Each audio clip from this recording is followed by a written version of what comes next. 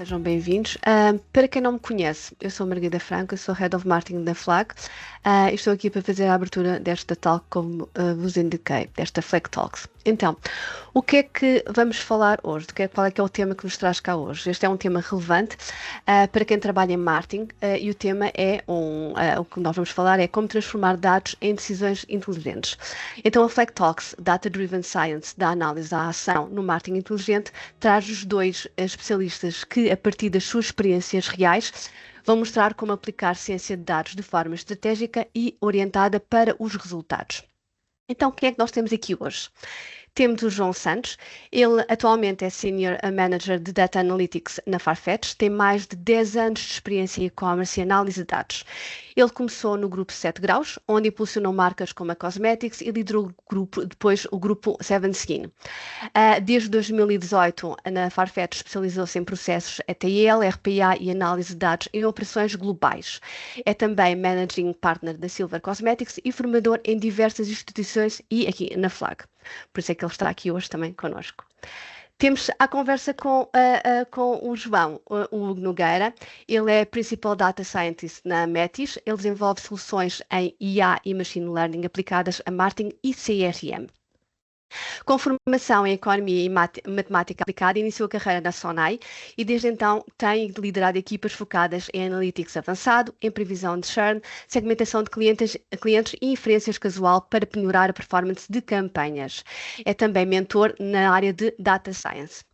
Durante então esta próxima horinha, um bocadinho menos, vamos ter aqui o João e o Hugo a falar, a partilhar convosco como é que analistas e cientistas de dados conseguem colaborar para transformar dados em ações concretas e mostrar como é que ferramentas como o Power BI, Tableau e modelos preditivos podem ser usados e estão a ser usados por marcas de referência para nos ajudarem nesta análise de dados. Mas antes de passar aqui a palavra ao Hugo e ao João, recordo que, para quem não sabe, esta sessão está a ser gravada, isto para que, caso vocês não tenham oportunidade de ficar até ao final e perderem aqui algum ponto da conversa ou quererem rever algum do conteúdo que vai ser aqui abordado hoje, podem depois, através de um link que nós vamos enviar-vos por e-mail, rever esta gravação. Se tiverem alguma questão, algum comentário, por favor, façam uso do chat. Nós vamos estar atentos e sempre que vocês colocarem aqui alguma questão, nós vamos informar e alertar os formadores para essas questões, para que eles possam responder. Todos aqueles que nos enviaram já as questões, por favor, estejam atentos que elas serão abordadas e as mesmas serão esclarecidas durante esta Flag Talks. Do meu lado está tudo. Eu depois no final volto aqui para dizer um adeus e dar-vos aqui um miminho do lado da Flag. Por isso, João e Hugo, façam a vossa magia, a palavra é vossa. Ok, obrigado. Obrigado, Maria, obrigado, Flag, também pelo convite em nos ter aqui. Também, pronto, o Hugo conheci-o pessoalmente ontem, na verdade, assim quase sem querer, encontrei assim num corredor, mas é bom também estarmos aqui a falar os dois, pronto, sobre uma coisa que na verdade trabalhamos de uma forma muito em simbiose, não é? Se calhar em coisas um bocadinho diferentes, mas trabalhamos para a mesma coisa, que na verdade é o quê? É otimizar recursos, maximizar todo tipo de esforço que nós façamos na parte do marketing e gostávamos de falar até um bocadinho sobre a parte de Data Driven. Se calhar começando eu um bocadinho pelo início.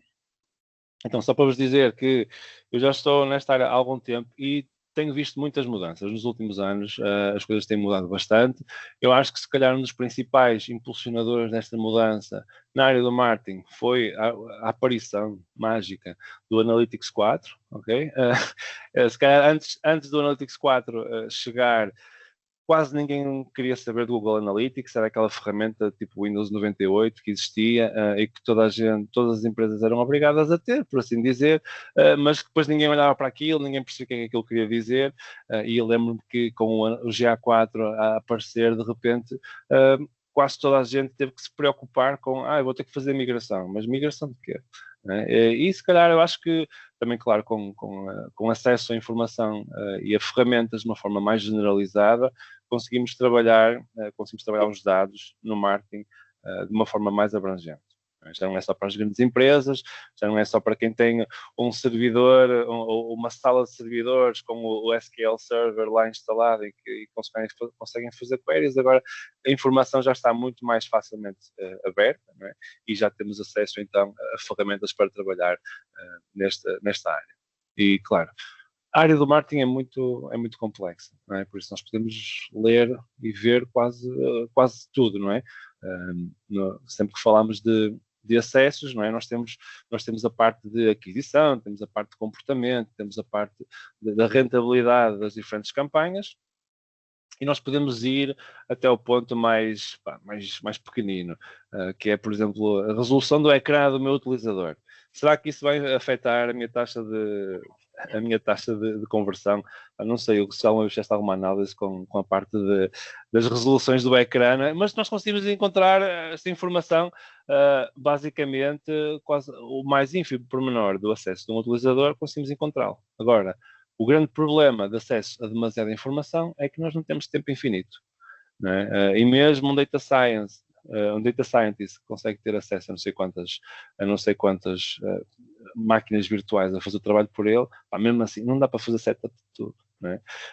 E por isso, uma das coisas que eu acho que é importante quando nós começamos a trabalhar nesta área de dados, seja em que organização for, com o tamanho que for, é realmente percebermos, ok, o que é importante eu medir, ou seja, definir muito bem quais é que são os objetivos da minha empresa, quais é que são os KPIs que eu tenho que medir, para depois fazer estas análises, não é? Por isso, eu tenho que perceber muito bem o negócio, como é que ele funciona, antes de começar a partir pedra.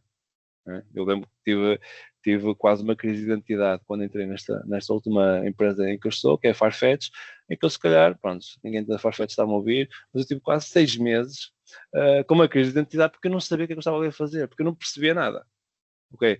Porquê? Porque é uma coisa tão complexa e, de repente, uma coisinha pequenina pode ter um impacto gigante numa área completamente ao lado, e eu não conseguia perceber como é que as coisas funcionavam, ou sentia que eu não conseguia perceber tudo, e é muito importante nós termos esta mentalidade de que, ok, precisamos perceber o full picture para depois conseguir fazer as coisas. Não sei o que é que tu achas.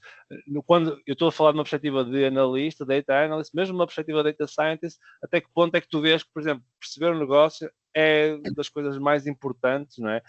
Para nós conseguirmos depois tomar as decisões corretas ou mostrar as coisas corretas, não é? Olha, João, eu estava aqui a ouvir-te e antes até de te responder, agradecer também à Flight pelo convite e pela oportunidade de estar aqui a trocar algumas ideias com o João e convosco, e também partilhar que realmente foi uma coincidência brutal ontem. Temos falado muito remotamente e online, mas por coincidência, ontem encontramos-nos num corredor e foi realmente muito bom, e só prova que mesmo trabalhando remotamente e estando todos interligados hoje no mundo virtual, a presença e o contacto físico e a interação presencial é realmente algo que nos ajuda realmente a fortalecer as ligações.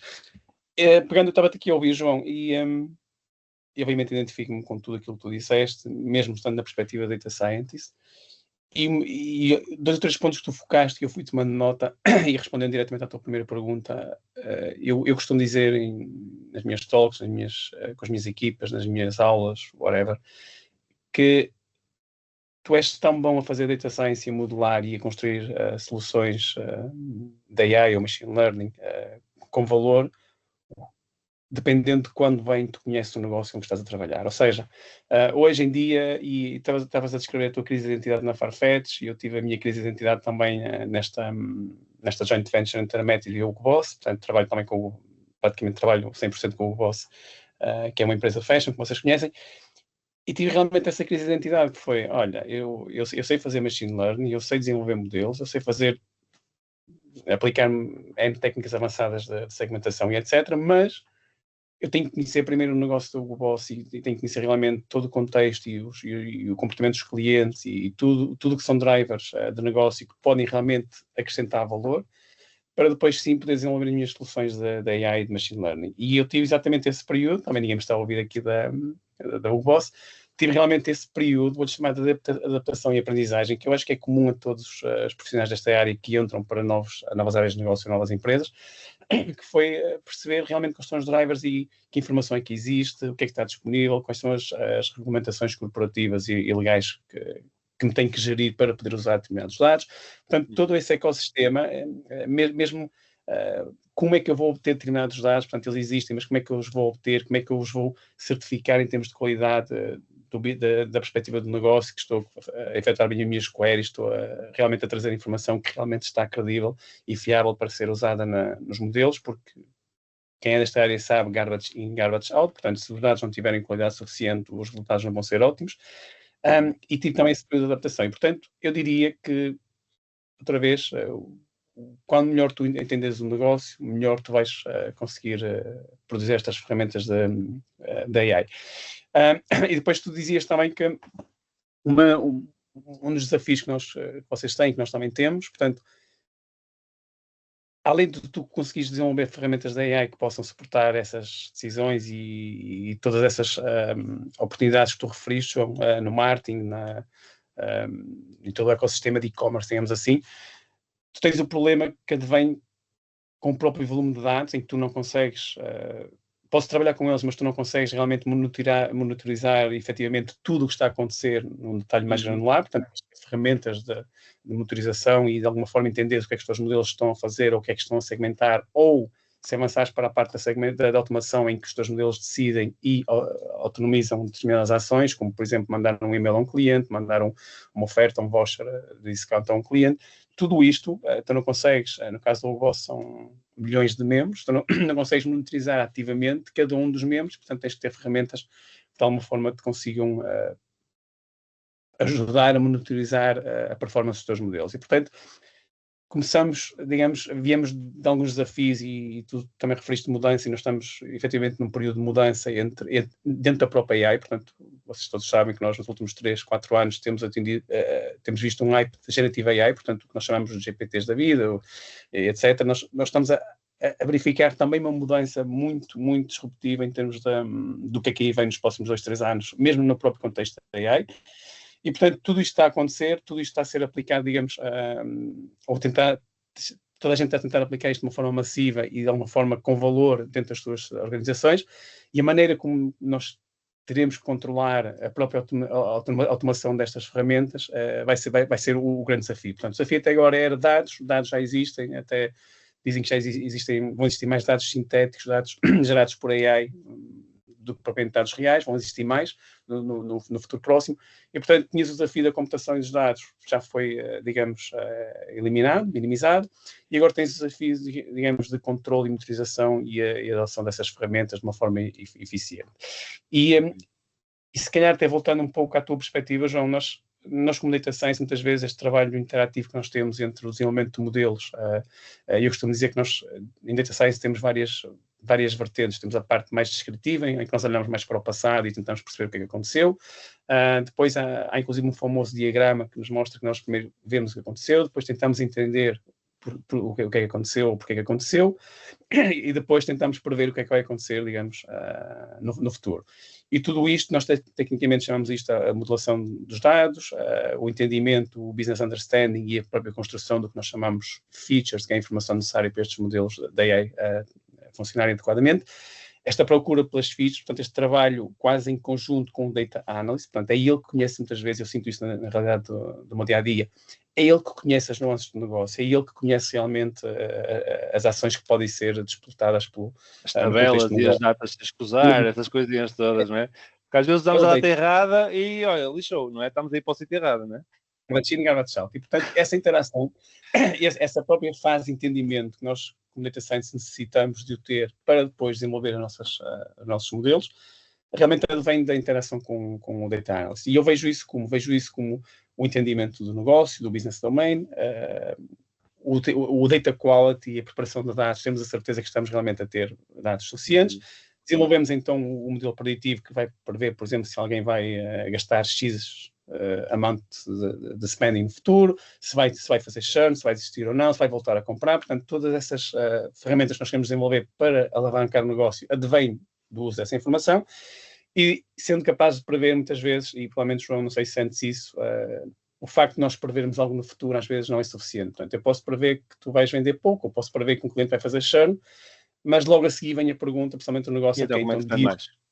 como é que eu vou fazer? Né? Diz-me qual é a prescrição. Sim. Portanto, esta fase da prescrição será preditiva, e mais uma vez, e portanto eu diria que como Data Science eu passo do Business Understanding muito em conjunto com o Data Analyst e depois mais fechado, digamos, no desenvolvimento dos modelos e no próprio deployment, colocar em produção determinados modelos, mas depois preciso da prescrição e a própria avaliação da performance desses modelos. E aí volto, quase certeza outra vez, à interação com o Data Analyst, para entender realmente como é que está a acontecer. E provavelmente o Data Analyst irá fazer alguns A/B tests, irá verificar se o uso de determinado modelo está realmente a alavancar as vendas ou a segmentação de forma positiva, e portanto todo este ciclo, que eu lhe chamo um ciclo porque é andar para trás e para a frente, porque por vezes os modelos também necessitam mais informação e têm que voltar atrás antes de ir para a frente, eu diria que é um papel muito importante aqui com o Data Analyst. Portanto, e muitas vezes, agora até para passar um bocadinho a bola, João, os próprios use cases, quando nós como equipa Data Science, nós temos que perceber obviamente também no negócio, mas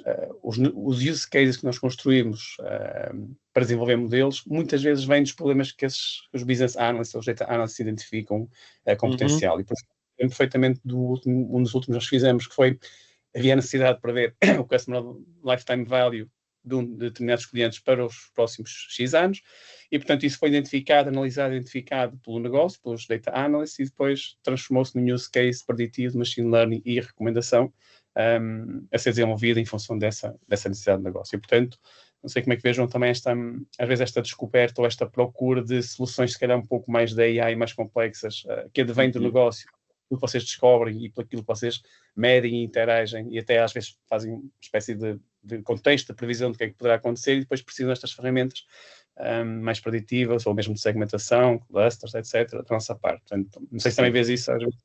Sim.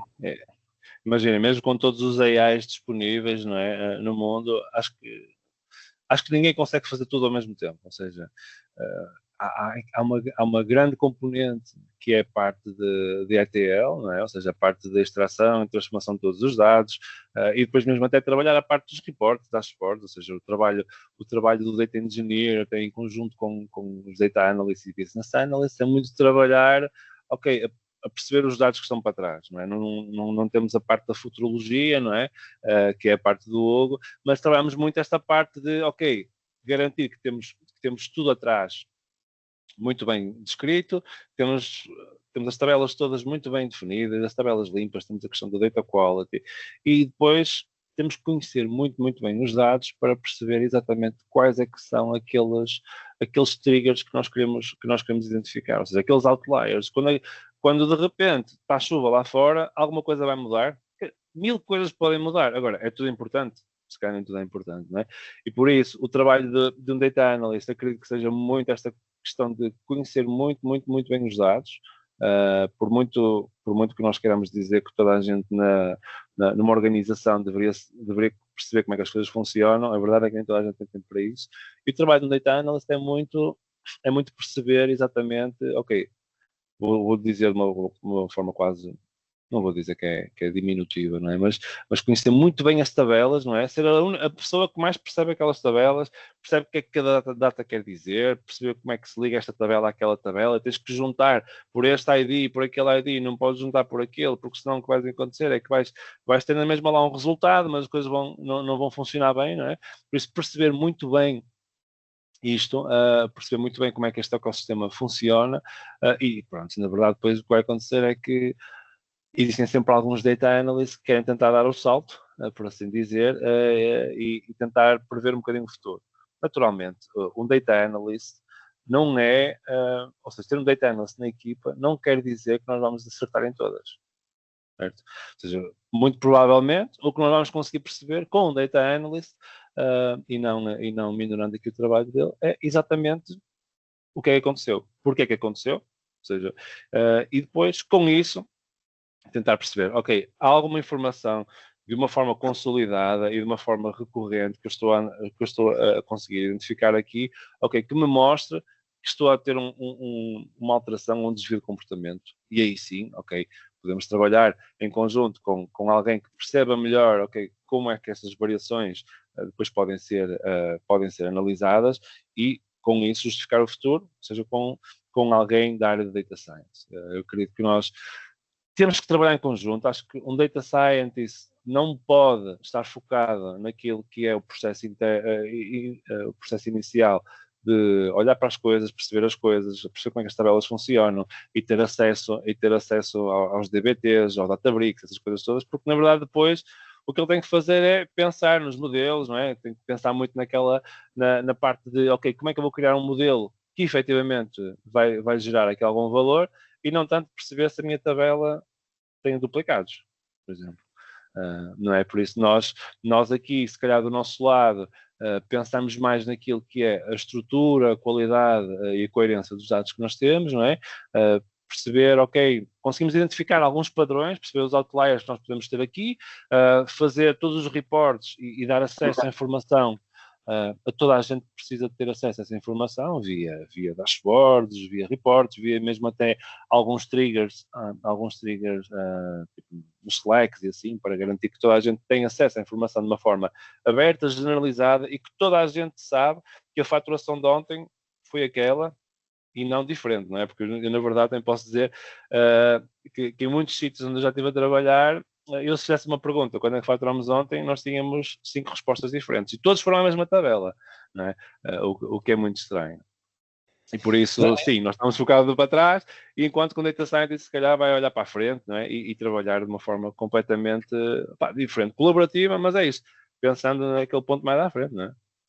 Há uma coisa que tu disseste, João, e eu, pelo menos na minha perspectiva pessoal, eu não vejo uma diferença, digamos, de estar, digamos, ser mais ou menos valorizado em termos de funções. Eu vejo realmente dois papéis distintos que têm que colaborar em conjunto. E estavas a falar e estava a lembrar de um exemplo muito concreto, de há uns anos, de um modelo de machine learning que estava a desenvolver com a equipa, e que nós estávamos a trabalhar com um cliente, e neste caso era um cliente do Brasil, portanto com uma legislação completamente diferente, subsídios, taxas, tudo é diferente, e portanto tem um comportamento completamente diferente daquele que nós aqui em Portugal e na Europa conhecíamos, e o nosso modelo preditivo estava a falhar em determinados dias, portanto era uma previsão de vendas para lojas de retalho, e o nosso modelo estava a falhar em determinados dias. E nós não conseguíamos perceber, dos dados que tínhamos e de toda a exploração que estávamos a fazer, não conseguíamos estar a perceber o porquê. Parecia haver um padrão, mas nós queríamos realmente entender se havia alguma razão de negócio por trás desse padrão, para modelar, para colocar no nosso modelo, que nós chamamos as features, portanto, para entender melhor o que poderiam ser as features para esse modelo.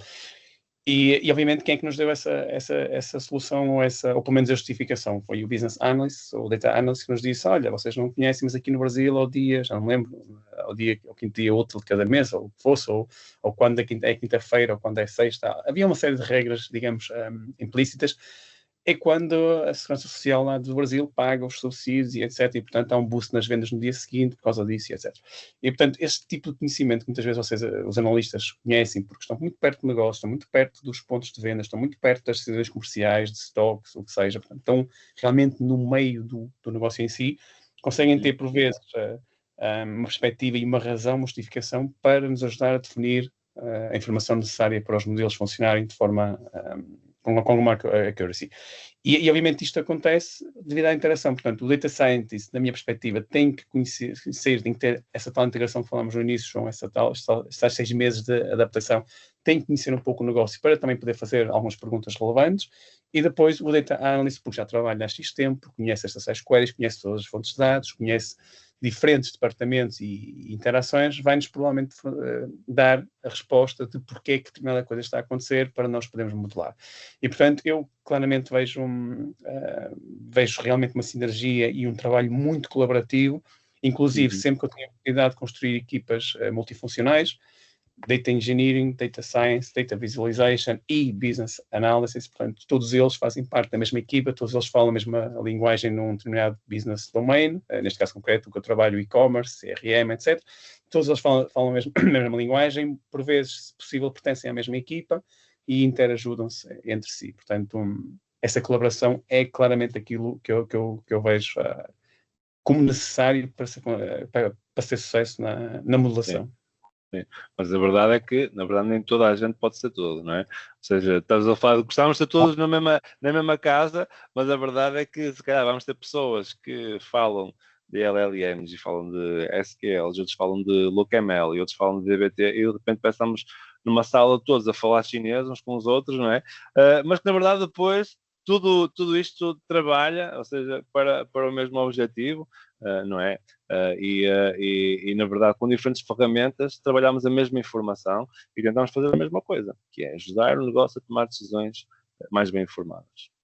Estavas a falar, por exemplo, da questão dos quintos dias úteis em que se paga o subsídio e por aí fora. Eu lembro-me de um trabalho que por acaso assisti fazerem, de uma equipa de Data Scientists, que o que estava a fazer era a tentar criar uma análise de sentimento aos nossos contactos. Ou seja, o que eles faziam era muito simples, assentavam, faziam a leitura de todos os tickets que criavam na empresa, ou seja, viam o primeiro e-mail que enviavam, as pessoas enviavam, e tentavam perceber, de acordo com algumas palavras, e depois, se calhar, podes até tentar explicar isto aqui com aquele inglês técnico, não é? Os clusters e os rising segmentations, mas tentavam pegar nas diferentes palavras e tentavam, então, perceber com um conjunto de palavras negativas que eles definiram, umas palavras positivas que eles definiram, qual é que era o sentimento do cliente.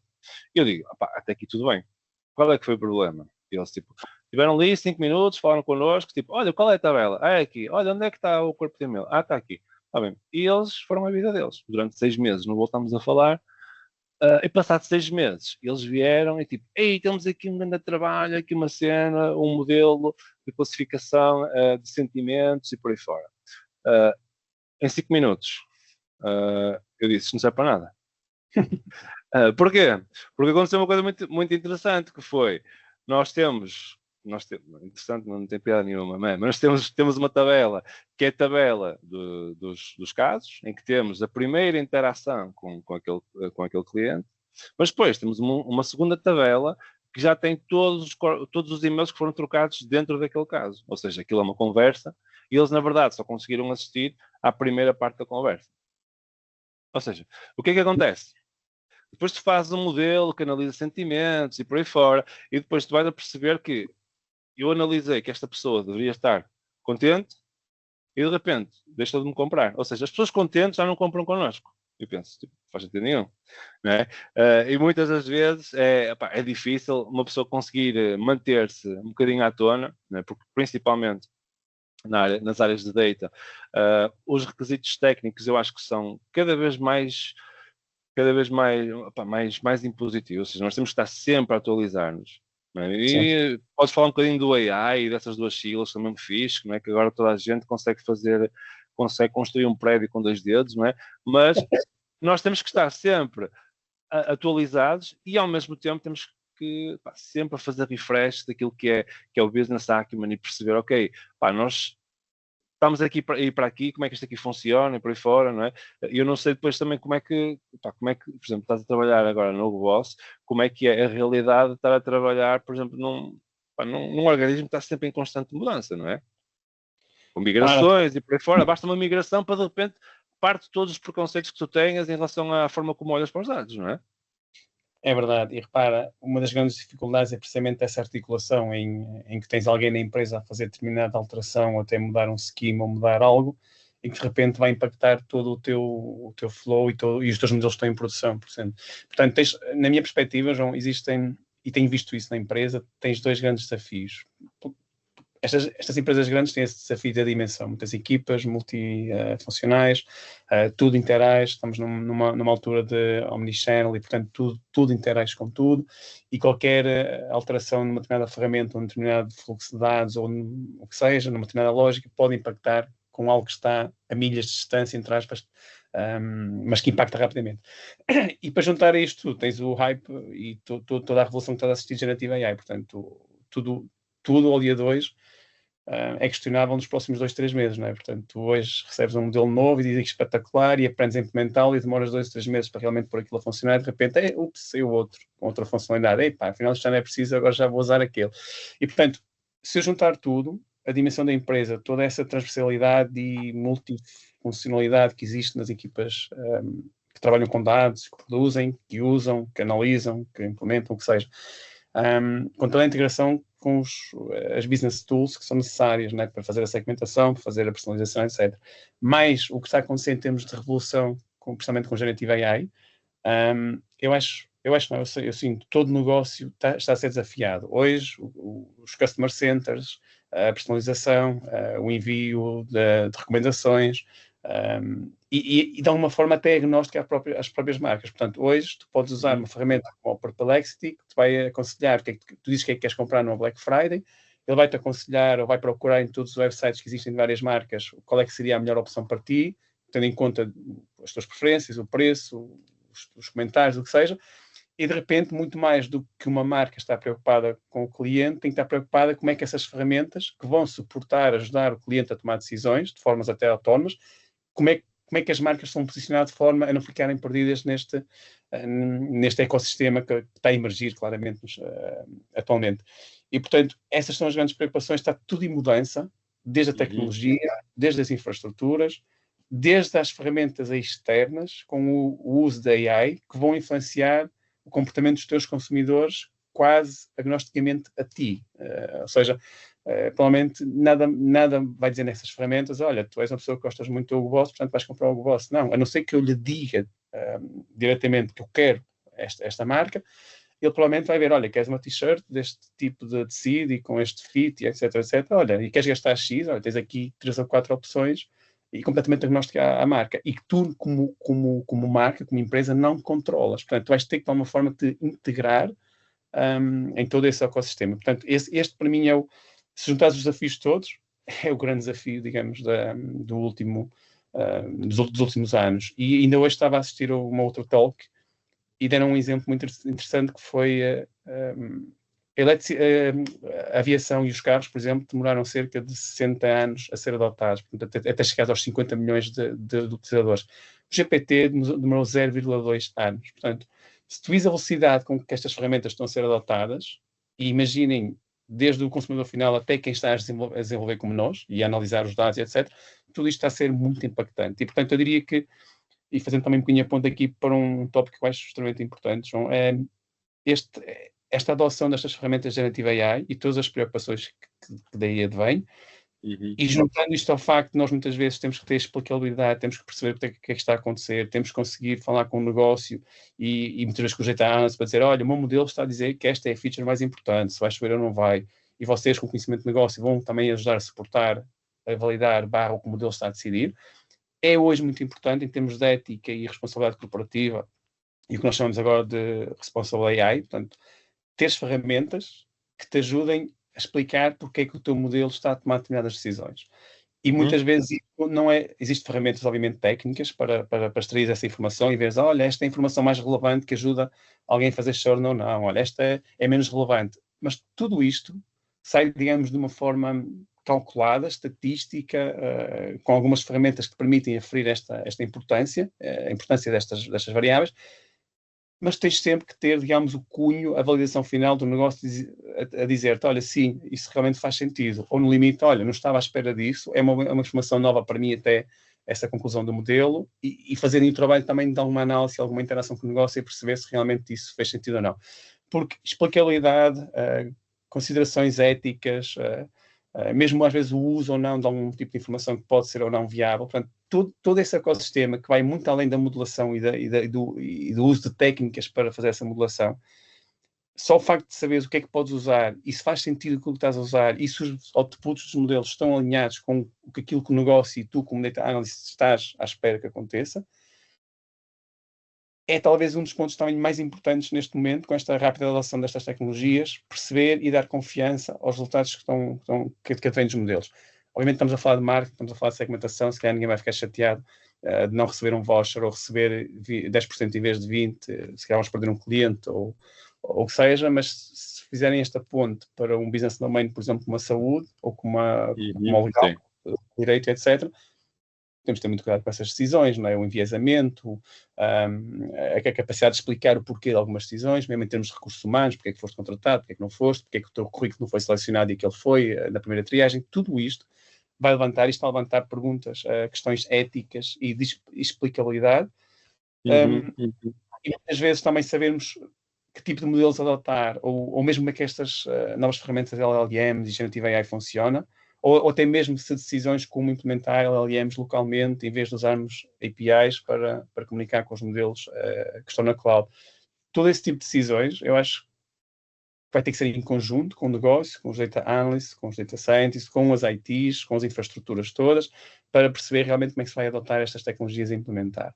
E, portanto, existe aqui, digamos, um novo desafio no uso da AI e ferramentas de machine learning e AI de uma forma genérica, que advém com alguns constrangimentos, seja de comunidade, éticos e mundiais, seja também corporativos e de algumas coisas que o negócio está disposto ou não a fazer. Portanto, muitas vezes, a nível de infraestrutura e por aí fora, vai ter que se preparar para conseguir fazer isso, não é?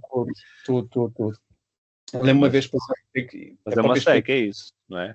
Era tão fácil carregar num botão e tipo, já mandavas lá para os outros servidores, não é? Não te preocupavas, não é? Repara, é muito fácil depois ir ao GPT e dizes, olha, está aqui uma fotografia do meu celular, ou está aqui uma fotografia de uma análise, ou um documento que partilharam da análise, olha, dá-me aí o sumário desta análise. É espetacular. Mas neste nível corporativo nós temos preocupações como, olha, mas essa informação vai lá para fora, é que o documento que eu estou a partilhar é a previsão de resultados financeiros para o próximo ano. Isto vai impactar com os acionistas, com tudo. Eu estou disposto a correr o risco de haver uma data breach na OpenAI ou algo desse género. Portanto, tudo isso vai impactar e provavelmente, não sei, João, mesmo as funções de Data Analyst e de Data Scientist e Machine Learning Engineering e por aí fora, todas elas vão ser impactadas e de alguma forma, se calhar, moldadas um bocadinho nos próximos tempos. O que é claro para mim, e é um chavão que se usa muito, né, e é uma preocupação que é se a AI vai ou não fazer replacement de ti ou da tua função. Eu acho que não, mas o que se diz, e eu concordo também, é que quem estará a usar e quem estará mais consciencioso do que aí vem e de como implementar e como adotar, e como tu dizias, e que está todos os meses a ver o que está a sair e o que é que está a acontecer, e isso estão trabalhando de caraças, vai ser a pessoa que realmente vai ter o sucesso e vai fazer o replacement daqueles que estão realmente alheios a isto. E eu acredito que conhecimento, pelo menos algum conhecimento técnico, alguma lógica ou algum conhecimento de algumas ferramentas de como é que isto funciona, desde os dados, como tu dizias, e bem, desde a preocupação com garbage in e garbage out, como é que eu preparo os dados, como é que eu tenho acesso, como é que eu faço o controle de acesso a dados. Nós trabalhamos a CRM, nem toda a gente pode aceder aos dados sensíveis de um cliente, não é? Portanto, que tipo de dados? Eu posso dar o género? Não posso? Portanto, todas estas questões de como é que os modelos funcionam, como é que eles trabalham a informação, como é que eles tomam decisões, e como é que eu posso ou não tomar decisões, nem que sejam só estratégicas, de implementação ou não de determinadas ferramentas ou determinados use cases, acho que é um desafio no futuro. E eu costumo dizer à minha filha já fez alguns cursos agora de programação e tem 9 anos, o futuro está aí, não quer dizer que vais ter programadora, não quer dizer que vais ter que analisar dados, mas pelo menos deves ter algumas bases de perceber como é que isto funciona, algumas ideias para depois poderes decidir e poderes ter certeza nas decisões que estás a tomar. E, portanto, eu acho que isso também é uma preocupação que não existia tanto até agora, mas que vai passar a existir. Portanto, estamos num momento, eu diria, completamente revolucionário. E cansa para caraças, como tu dizes. Todos os meses tens de ter coisas novas. Mas a verdade é que, imagina, tu não podes deixar de aprender a pensar. Ou seja, há montes de ferramentas que podem chegar e há montes de ferramentas que podem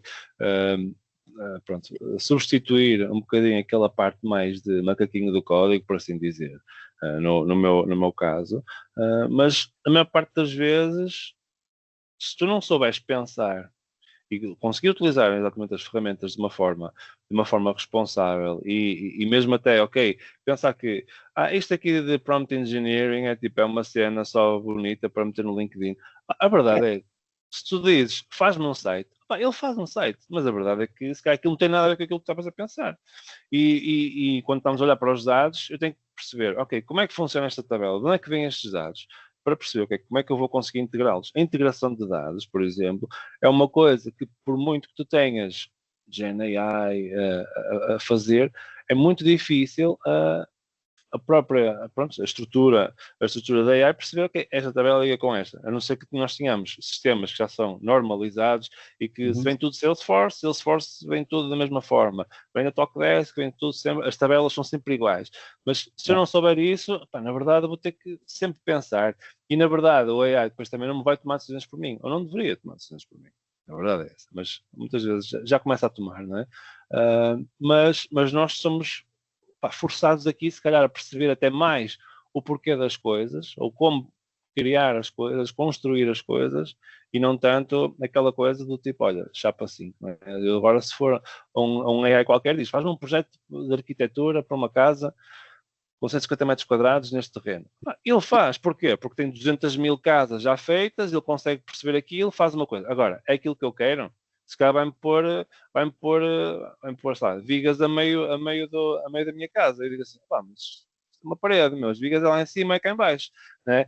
E muitas das vezes nós quase que entregamos, pá, quase aquela facilidade, não é? Porque também é isso que estás a dizer. Há sempre coisas novas a acontecer e nós quase precisamos de largar uma coisa para ir para a outra. Não é? Por isso deixas aqui uma AI e ela, olha, agora faz-me os modelos todos. Não é? E quero olhar para a última bolacha do pacote. Né? E se nós fizermos isso, a verdade é que depois estamos a deixar a coisa muito entregue a algo que nós, na verdade, não conseguimos muito bem dominar. Eu não sei, por exemplo, se tens usado sempre a última cena, ou se, na verdade, vocês, por exemplo, mesmo no vosso, também têm diretrizes claras a dizer, olha, ok, isto está validado, isto aqui está ok para usar, se quiserem usar AI, têm que usar este. Eu, por exemplo, no meu caso, eu só uso Gemini. Não posso usar outros sites, porque exatamente para aquela questão de, pá, há um estagiário que pega nas tabelas das encomendas, por acaso não tem lá o nome das pessoas, porque tem aquela questão de ter as coisas acheadas por causa do GDPR e por aí fora. Mas a verdade é que eles pegam naquelas tabelas, ou então sacam um Excel direto de Salesforce com o nome das pessoas e por aí fora, metem aquela tabela direto no chat GPT diz, olha, agora diz-me como é que as coisas estão. E de repente abrimos aqui um Trojan Horse, não é?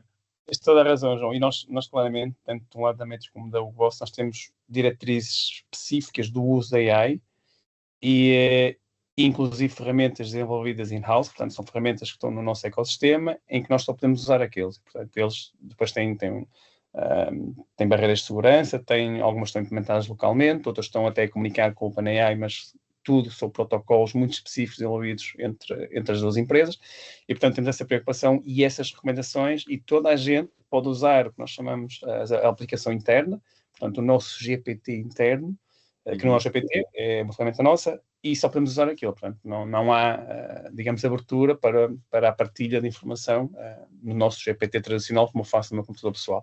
E eu adicionava um layer, João, que é a responsabilização, não é? Tu, como data analyst, pegas num Excel ou o que seja e te dás uma ferramenta dessas para analisar e depois vais ao teu supervisor e vais dizer, olha, estão aqui os resultados. E ele vai dizer, olha, mas isto não faz sentido nenhum, está errado. Não fui eu que fiz, foi o GPT. Portanto, ou seja, tu não te vais responsabilizar. Tu, no final das contas, o teu supervisor vai dizer, João, mas eu não quero saber se foi o GPT, se foste tu que fizeste ou se foi alguém que fez. Olha, és tu o responsável por esta entrega. Não é? Tens que estás a mostrar.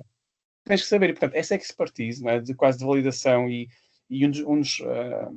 também li há uns dias que um dos grandes problemas para os próximos meses em relação à Generative AI não é os modelos, não é as infraestruturas, não é os devices onde os modelos vão operar, se é o carro, agora o Volkswagen tem já o GPT integrado, por exemplo. Não são esses desafios, mas é o desafio da alucinação. E, portanto, como é que tu, como tu dizias, olha, vai lá, entrega, pega no resultado e toma lá. Não, ele tem que ser fiscalizado, tens que assegurar, tu és responsável pela entrega desse output do modelo, não é o modelo que vai ser responsável, não é o developer no OpenAI que está a fazer fine-tuning do modelo, que vai dizer, João, desculpa lá, eu devia treinar aqui mais um dia com dados mais recentes, ou que seja, não, és tu, como utilizador da ferramenta, como outra ferramenta qualquer, como estás a utilizar o martelo, ou seja, tu és responsável pelo uso daquela ferramenta.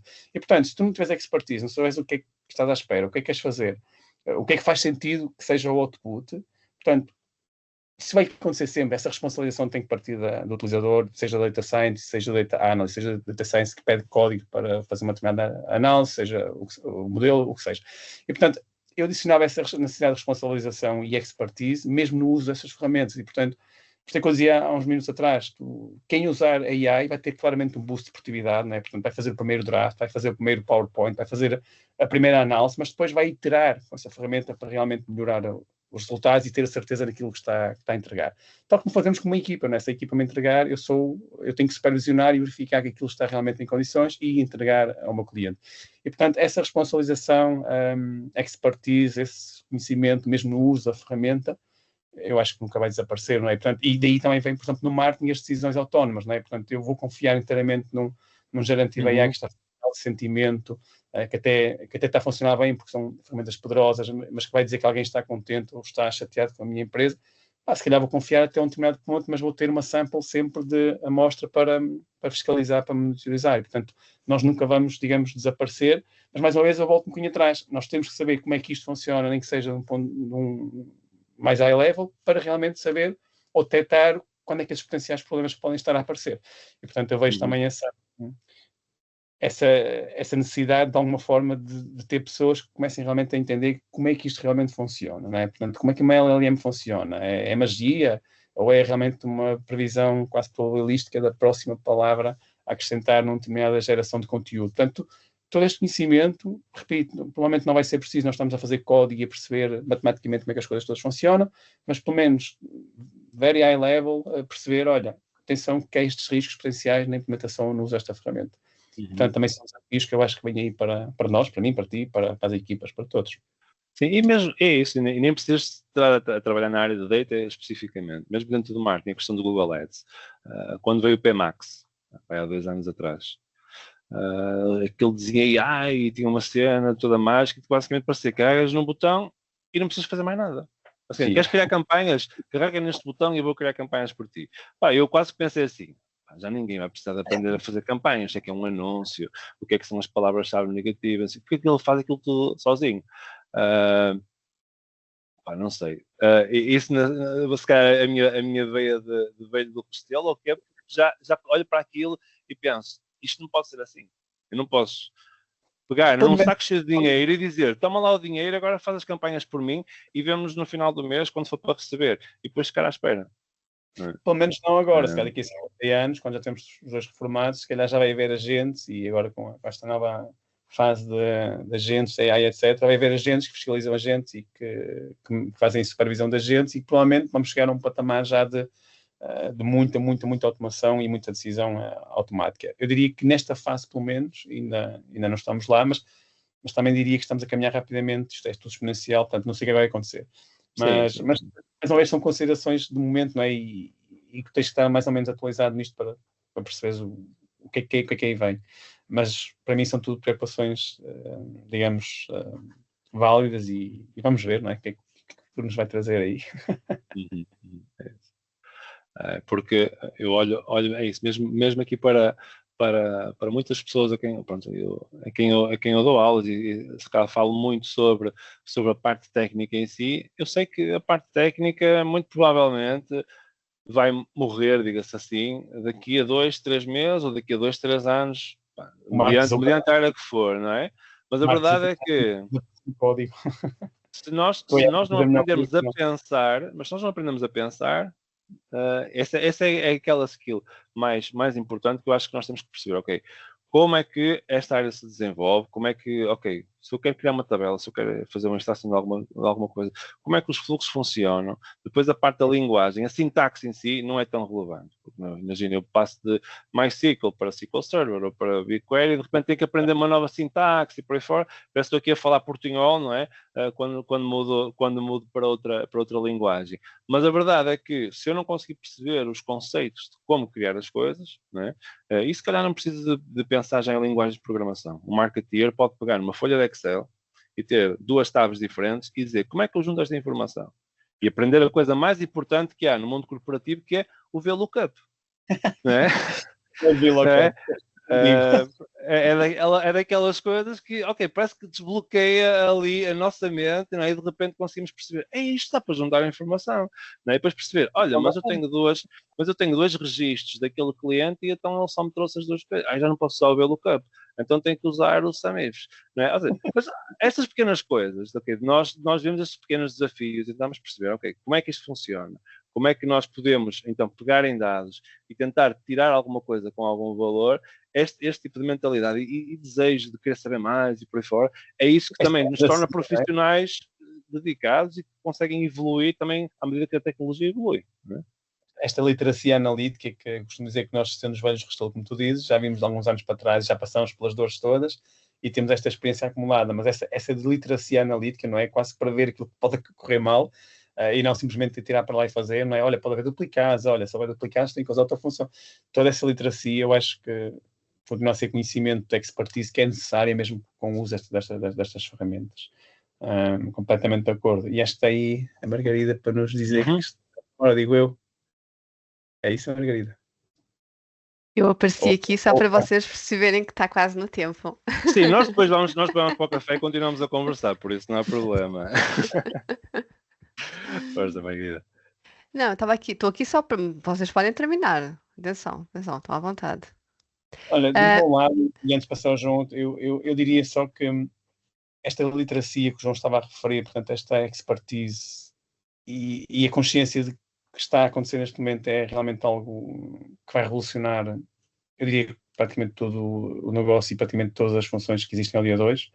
Acho que esta consciência e pelo menos o saltar para dentro deste conhecimento, nem que seja em high level, eu acho que é das melhores decisões até para quem nos está a ouvir, que podem tomar neste momento. Portanto, é realmente perceber o que é que está a acontecer, não precisam de ser developers, não precisam de estar a implementar AI ou LLMs na empresa, mas pelo menos perceberem o que é que aí vem, quais são os impactos e o que é que isto vai mudar em todos nós nos próximos tempos, porque vai mudar, claramente. E, portanto, ou fechamos os olhos e deixamos as coisas acontecer e quando abrimos os olhos está tudo diferente, ou então realmente abraçamos, digamos, esta mudança. E, portanto, a nível, digamos, até de algum conselho que eu posso deixar antes do João, é realmente abraçarem o que é que está a acontecer, porque é mesmo algo ao nível da eletricidade, dos carros, dos carros, da aviação, da internet, são mesmo, é um evento mesmo de grande magnitude o que está a acontecer neste momento. E é isso, temos que estar prontos a abraçar isto, não é? Há muitos e-commerce, por exemplo, que entraram muito tarde. Não é? No início era chato e tal, mas nós temos as nossas lojas, nós vendemos muito, o e-commerce é aquela coisa que vai morrer. Não é? E de repente temos muitas lojas a entrar tarde. Por isso, mesmo nós, enquanto profissionais, não vamos logo implementar tudo. Também não façam isso assim à maluca, de repente, tipo, vou ao LinkedIn e tenho 50 novas AIs que eu tenho que experimentar. Não vamos também por aí, mas a verdade é que, ok, estejam atentos e olhem de que forma é que eu consigo usar isto de uma forma, tal como o Hugo estava a falar, responsável, ética, garantindo que eu não vou ter nenhum tipo de processos porque de repente partilhei e-mails e que depois esses e-mails fugiram para algum lado, não é? Mas trabalhar com esta informação e abraçar realmente o que aí vem, não é? E sabemos estar preparados também para usar isto e capitalizar isto. Porque, na verdade, eu posso dizer que já poupei tanto tempo e já libertei, às vezes tenho 40 horas cheias e eu de repente invisto horas para, ok, vou automatizar um processo e de repente ganho 10 horas por semana. É vou sempre voltando a enchê-las, não é? Com outras coisas. Mas a questão é essa, nós conseguimos sempre aos poucos e poucos trabalhar e garantir que, ok, há coisas que são passíveis de ser automatizadas, vamos automatizar, temos que ter as capacidades para o fazer, temos que perceber como fazer, mas a verdade, só assim é que também conseguimos alavancar cada vez mais os nossos projetos, os nossos negócios e mesmo aquilo que nós estamos a fazer.